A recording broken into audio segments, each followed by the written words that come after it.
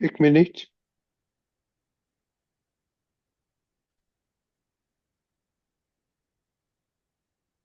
Oh, sorry. Share. Okay.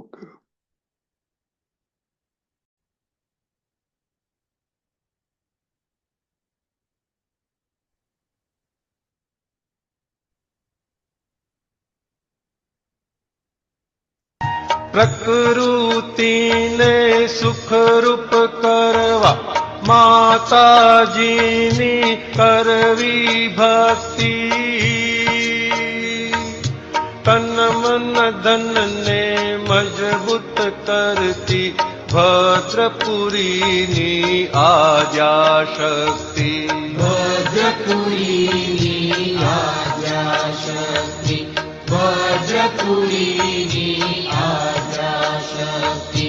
માતાજીની ભક્તિ કરતા શ્રી પરમાણુ સુંદર થાય. ભદ્રિકતા પુરુષને આપે જે માતાની સ્તવના ગાય. જે માતાની સ્તવના ગાય, જે માતાની સ્તવના ગાય. હો જય હો ભાદરણી શક્તિમાં, આ દુનિયામાં સતયુગ લાવો. જગ કલ્યાણક યજ્ઞ મહિમા આપ બિરાજો પુર અજવાળો.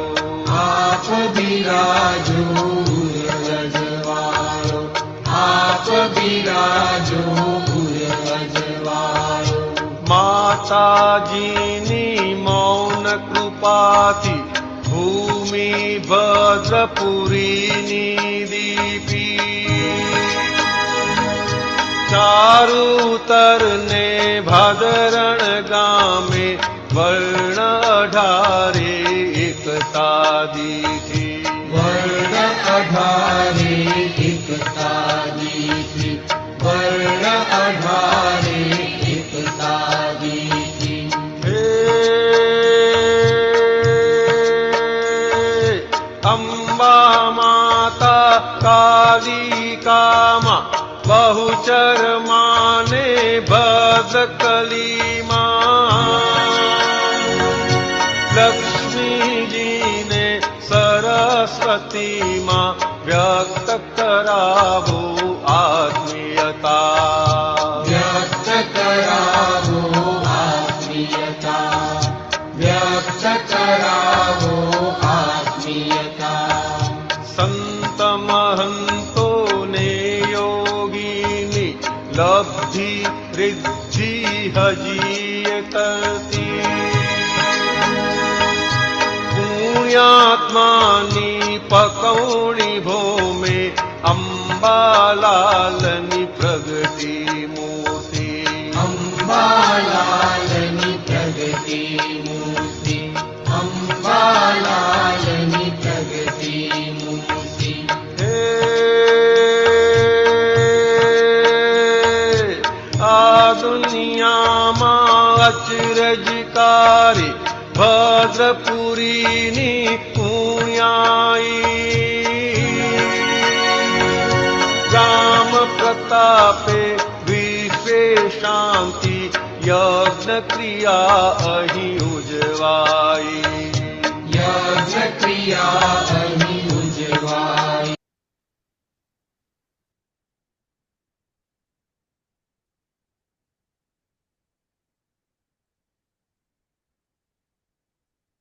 दिवाकरनजी.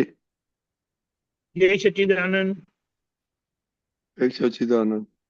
આજનો 5મો દિવસ અને આજનું જે સ્વરૂપ પૂજાય છે તે સ્કંદ માતા તરીકે ઓળખાય છે.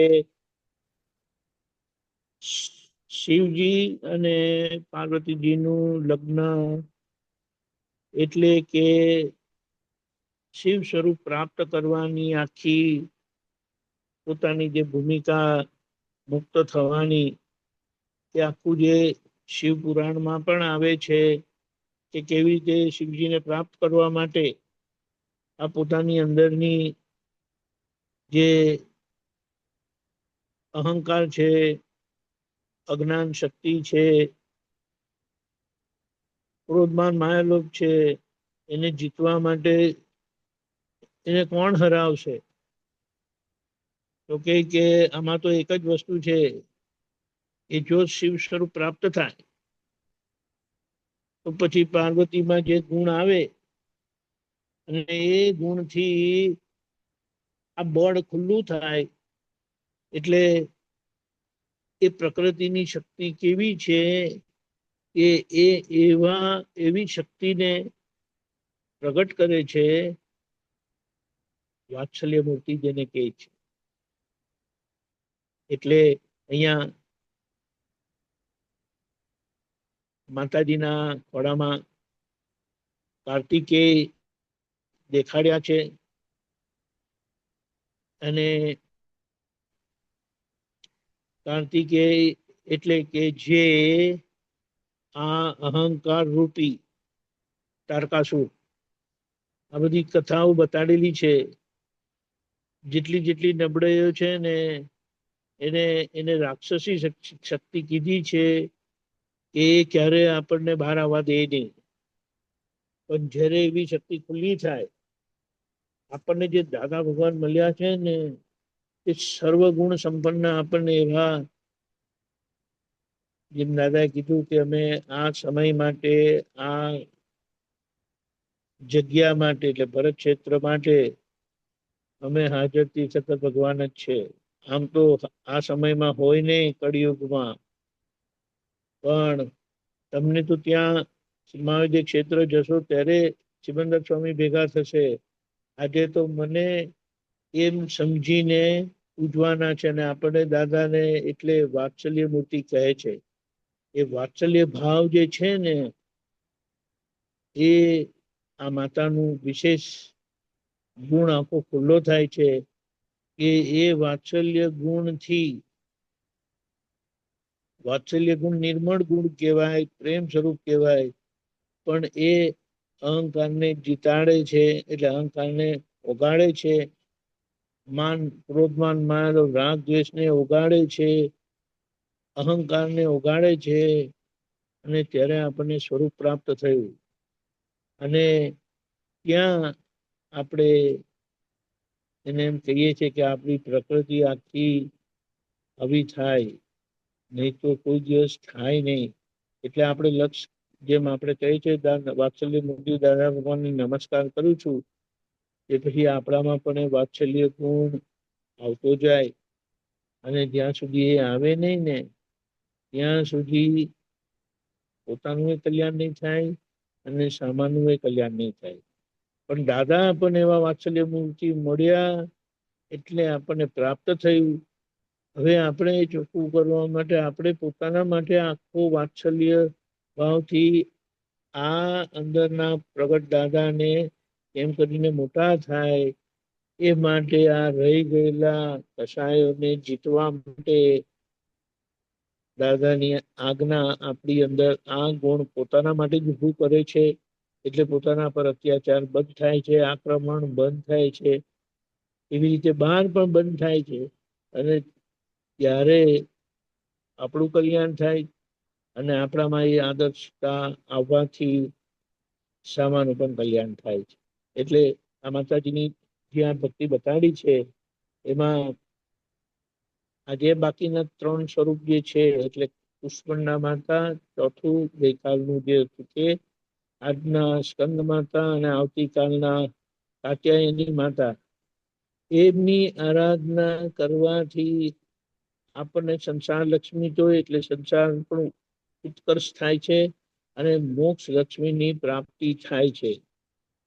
બહુ જબરજસ્ત છે આખી શિવ આરાધના જે છે એમાં આ જે માતાજીની આરાધના બતાડી છે એ કેવી રીતે આપણે આપણી પ્રકૃતિને મોક્ષને લાયક બનાવીએ છીએ અને એના માટે આપણને જે દાદા પાસે આજ્ઞા મળી છે ને એ આ બધા ગુણો ખુલ્લા કરે છે. પહેલા સમજાવે નિકાલમાં સામાન્ય કિંચિત માત્ર દુઃખ ના થવું જોઈએ, અસમાધાન થવું છે. જે તે રસ્તે સમાધાન કરો, જે તે રસ્તે ફાઇલનો ઉકેલ લાવો. અહીંયા બહુ મોટી વાત છે કે ત્યાં આપણો એ વાત્સલ્ય ગુણ ખુલ્લો થાય છે અને ત્યારે સંભાવે નિકાલ થાય. જે તે રસ્તે વાતને ઊંચી મૂકો, નહીં તો છૂટાય નહીં. એટલે હેતુ છૂટવાનું એટલે શું? પૂર્ણ સ્વરૂપે શિવ સ્વરૂપ થઈ જવાનું, સંપૂર્ણપણે શિવ સ્વરૂપ થઈ જવાનું. એટલે શું?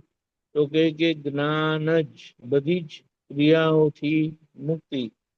અહંકાર છે ત્યાં સુધી ક્રિયાઓ છે, છેક લગીની. પણ હમણાં તો આપણી ક્રિયાઓ કેવી છે? આપણને ચલાવે ને તો સારું, પણ આપણને તો ચલાવે છે એટલે આ પોતાના શરીરને ચલાવે છે ને બીજા બધાના શરીરને હલાવે છે. એ આમ કરો, એ તેમ કરો, પેલા આમ કરો, પેલો એમ કરો. નથી કરતા એવું? આજે કોઈને કશું કહે ને તો ગમતું નથી. એટલે આપણે પછી પણ આ જ્યાં સુધી અહંકાર છે ને ત્યાં સુધી બહારનો સંજોગ આવે છે કે જ્યાં આપણે કોઈને ને કોઈને કશું કહીએ કે આમ કરો, આમ કરો, આમ કરો. અને આ વાત્સલ્ય ગુણથી પછી આ ડિસ્ચાર્જ અહંકારને તારકાસુર છે ને એનું સ્વરૂપ બહુ વિરાટ છે, બહુ વિશાળ છે. આપણી અંદર એ રીતે કામ ક્રિયા કરે છે અને ભગવાનને હોવા દેતું નથી. એટલે કેવળ જ્ઞાન પ્રગટ થવા દેતું નથી. એટલે ક્રિયાને એમાં જ આપણને ફસાવી રાખે. અને આપણે જે છે તે ડિસ્ચાર્જ અહંકારનો ઉકેલ લાવવાનો છે. ડિસ્ચાર્જ અહંકાર બે વસ્તુ કરે. ભરાયેલો અહંકાર એટલે અંગેજ છે તે આપણી પાસે ક્રિયા કરાવે, એટલે એના આધારે વ્યવસ્થિત શક્તિ સંજોગો ભેગા કરે. એ સંજોગોમાં આપણા પાસે ક્રિયા કરાવે અને એ ક્રિયાની જોડે સંલગ્ન ભોગવટો કરાવે. એ ભોગવટામાંથી પસાર થવાનું. અને ભોગવટાને જો જોયો નહીં, એ ભોગવટાને જોયો નહીં તો એ કર્મ ખરતું નથી. એટલે આખો પ્રોસેસ જે આપણને આજ્ઞા કરીને અપાયેલો છે ને, આ બધી વસ્તુ એમાં સમાવેશ થઈ ગઈ. એટલે કે 5 આજ્ઞામાં આપણને મુક્તિનો સાર આપી દીધો છે. મુક્તિ જ આપી દીધી છે હાથમાં.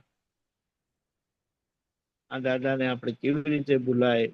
એમને તો જેમ દાદા ભગવાન પોતે પોતાના માટે કહેતા હતા કે દિવસ દરમિયાન 1000 કરતા વધારે વાર અમે અંદરના દાદાને જય કરીએ છીએ. આપણે કઈ નહીં તો 2% તો કરીએ, પાપા પગલી ચાલુ કરીએ અને એ જ વાત્સલ્ય ગુણને આપણે પ્રગટ કરીએ. જય સચ્ચિદાનંદ. આજના આખા દિવસના પ્રોગ્રામમાં ઝૂમ ઉપર બીજો કોઈ પ્રોગ્રામ નથી. બીજી કોઈ જગ્યાએ પ્રોગ્રામ યુટ્યુબ પર પણ નથી. બીજા લોકો જે જ્યાં કરતા હોય સત્સંગ અને આપણને લાભ મળે તો એનો લાભ લઈશું. જય સચ્ચિદાનંદ.